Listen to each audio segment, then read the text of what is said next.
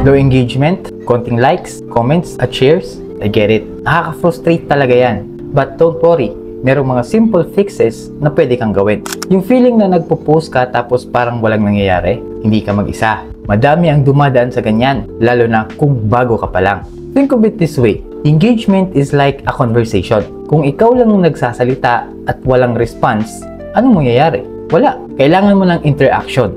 So ask questions. Simple lang. Ask your audience their opinions or experiences. Mga ganun. Magiging interactive ang post mo. Next, mag-focus ka sa content na nagre-resonate sa followers mo. Hindi lang basta mag-post ng kung ano-ano. Mag-create ka ng content that sparks emotions. It could be funny, relatable, or helpful.